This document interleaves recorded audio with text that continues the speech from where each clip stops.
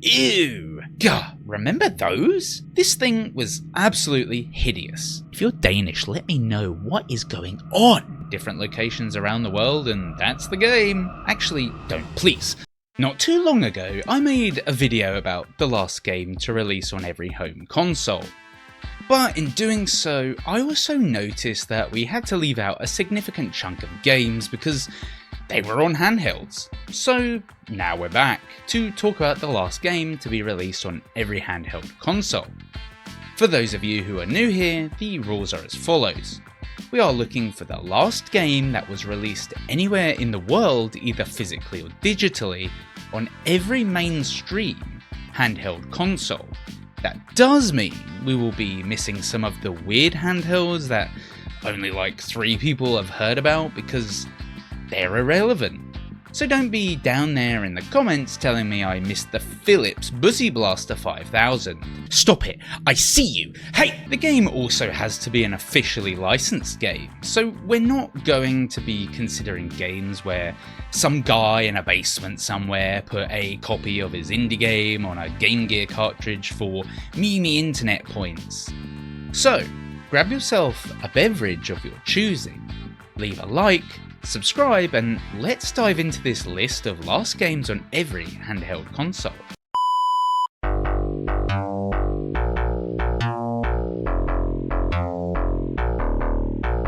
First up, we have Nintendo's Game & Watch series of systems, which were released in 1980. These predecessors to the Game Boy were little rectangles that only had one specific game loaded into them. The last game to come out on this system was a game called Mario the Juggler, which was a kind of reworked version of their classic game called Ball, except this time it replaced the dolls and balls of the original with themes of Mario and friends. The object of the game is to keep juggling bombs, stars and hearts as Mario, but if you drop one of these items 3 times, then in true retro game style, it's game over. Mario the Juggler released in 1991, a whole 11 years after the Game & Watch first hit store shelves. The Lynx was a handheld game console released by Atari in 1989, the same year as the Nintendo Game Boy. The Lynx holds the distinction of being the world's first handheld electronic game console with a colour LCD display, and it's notable for its forward-looking features, advanced graphics and ambidextrous layout. Released in 1995, Super Asteroids and Missile Command was the last ever game to grace the Lynx handheld. It combines the classic arcade games Asteroids and Missile Command into a single game cartridge. For those of you too young to remember, Super Asteroids pits the player against a never-ending supply of flying asteroids and UFOs, hellbent on destroying your spacecraft. Meanwhile, Super Missile Command has the player defend various bases from incoming missiles, satellites and enemy aircraft by firing your own missiles to intercept them. Does the SEGA Game Gear need an introduction? I was lucky enough to have one of these as a child, but they ate through batteries like nobody's business. It originally came out in Japan in 1990 and was a chunky boy with a 4x3 CRT style screen stuck in there. The last game on this magnificent chef's kiss of a handheld was The Lost World Jurassic Park in 1997. While the game came out on a lot of systems, the handheld version was a side-scrolling action game and the Game Gear version had its own storyline. Several organisations have sent hunting teams to Isla Sorna to capture the island's dinosaurs and sell them. The player controls a hunter, who is sent to prevent these hunting teams from achieving their goal. The WonderSwan was a short-lived handheld console developed by Bandai Namco. Or is it Namco Bandai? Whatever, you know who I mean. It was released exclusively in Japan, and strangely this original handheld was only in grayscale, even though it came out in essentially the PS2 era. It had these hideous double D-pad things and just... The last game to come out for it was Fire Pro Wrestling in the year 2000. It's a pro wrestling game series popular in Japan and known for its grappling system, which is primarily based on timed button presses and strategy. Basically, it's Japanese WWE, WWF, WCW, or whatever acronyms we're using now. The Neo Geo Pocket Color was SNK's attempt to bring their arcade game prowess into handheld form in 1999. While it was quickly dropped in the West because it was a commercial failure, it did live on a little longer in Japan. Its last game was SNK vs Capcom Card Fighters 2 Expand Edition, which came out in late 2001. In the game, players control Rikuto, a high school student and up-and-coming card fighter. The game begins right after the ending of a card battle between Rikuto and a mysterious card fighter known as Neo Mantle, who steals his cards. Rikuto then sets out on an adventure to find Neo Mantle and get his cards back. The Nintendo Game Boy needs no introduction. It was the grey menace that really popularised mainstream handheld gaming for an entire generation. But while most of us remember the Game Boy for games like Pokemon, the last game to ever release on the system was a game called Shikakui Otama Omaru Kusuru Kanji no Tatsujin, which came out in 2001. No points for working out that it was a Japanese exclusive. Now, this is where I would usually provide you with a synopsis for the game, but you have probably seen on screen I have absolutely no idea what's going on. This game is obviously some kind of Japanese kanji language game, but like Takeshi's Castle, only the Japanese will truly understand what on earth is going on here. The Game Boy Color was the successor to the smash hit Game Boy. Coming out in 1998, it added a backlit color screen and it was sleeker and thinner than the original. It was this system that really allowed handheld gaming to take off, capitalising on the original's success and letting us see Pokemons in splendid colours. The last game on the system released in 2003 in Japan and was Doraemon no Study Boy Kanji Yomikaki Master. The game is an action and education game developed and published by Epoch. Doraemon is of course a popular anime protagonist in Japan dating back to the 1960s.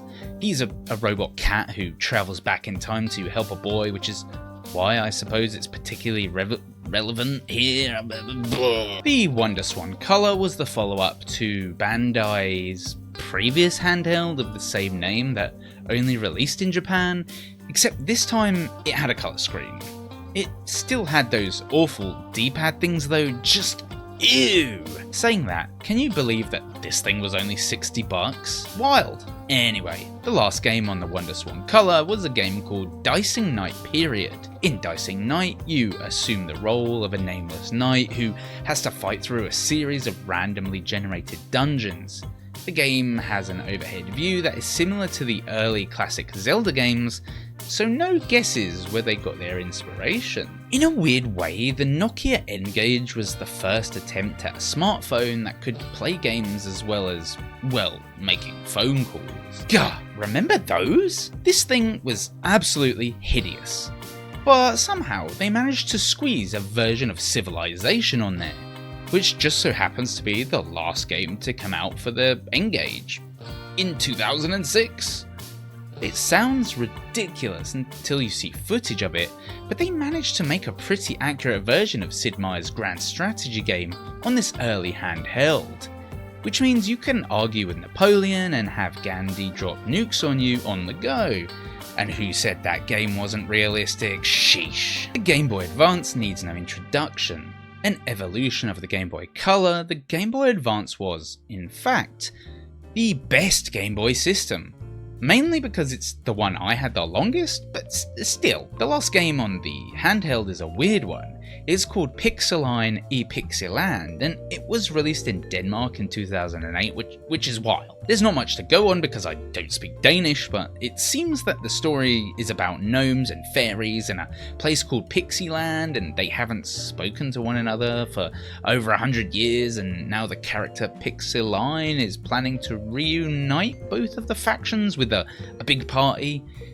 It seems to be based on a fantasy animation of the same name, but hey, what do I know? If you're Danish, let me know what is going on. Sony's PSP needs no introduction. It essentially took PS2 power and plopped it into our pockets for on-the-go gaming. But while it came out in 2005 in the West and had many handheld specific titles from major franchises like God of War, Metal Gear Solid and GTA, the last game for the system didn't release until 2014, almost 10 years later. Coming out on the PlayStation Store as a digital download, Street Kicks Freestyle is a ball juggling game where you have to keep hitting a football, or soccer ball if you're so inclined, to keep it in the air. It's an intriguing mix between a traditional rhythm game and a one-on-one fighter. Two players duel over points, all while keeping that soccer ball in the air with increasingly complicated tricks. It's mind-blowing that the PS4 and Xbox One consoles were out when this released. The Nintendo DS was instrumental in shaping the trajectory of modern handheld gaming, with its dual screens and stylus.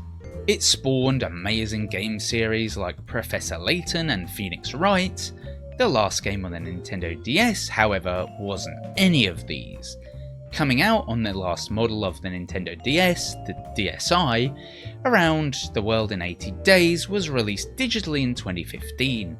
It was a match 3 game based on the novel of the same name by Jules Verne, and possibly the movies, but just look at those graphics.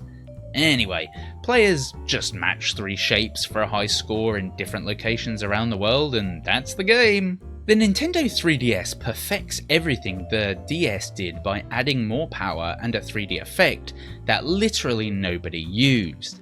And don't tell me you did.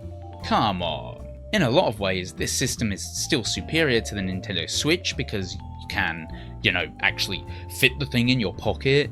Plus it had Street Pass and all that cool community stuff Nintendo seems to have forgotten about. In fact, I have a whole video about how the 3DS is the last true handheld, so go watch it. Shameless plug complete. Many think the last release for the system was Shakedown Hawaii, but a game called Silver Falls Gaiden Deathly Delusion Destroyers actually came out 2 weeks before the eShop's closure in March 2023. Deathly Delusion Destroyers tells the story of Gus, a long-time Silver Falls resident, who is looking for someone important to him who went camping in the woods but hasn't been seen or heard from since. It's got spooks, scares, and frankly a lot of jank by the looks of it, but hey, it's the last game on the 3DS. Last up, we have the PlayStation Vita. Ironically, as many like to point out, Vita means life in Latin, but Sony gave it no life whatsoever. In fact, it was quite the opposite. There are an awful lot of people out there who think that this is one of the best handhelds and was abandoned far too early. And backing that up is the fact that its last game didn't come out until June 2023. While Jet Set Knights came out on the PS4 as well, PlayAsia published a physical retail edition of the game for the PS Vita too. Jet Set Knights is an old school arcade action platformer inspired by the classics. It's kind of like Donkey Kong meets Tower Defense in a fantasy world of magic and knights. And that wraps up our look at the last game on every handheld gaming system. Well, minus those weird little ones no one ever cares about, but this takes a lot of time, so sue me. Actually, don't, please. From the early systems right up until the PS Vita, there were a lot of surprises in this list, and many of the last games came out far later than I would have expected. Let me know in the comments below if these games and dates are what you expected, whether you've played any of these games, and tell me which of these handhelds is your favourite, because I'm actually interested to see how many people liked each handheld. If you haven't watched the video about the last game on every home console yet, then you should totally go do that. Otherwise, thank you for watching, and I'll see you in the next video.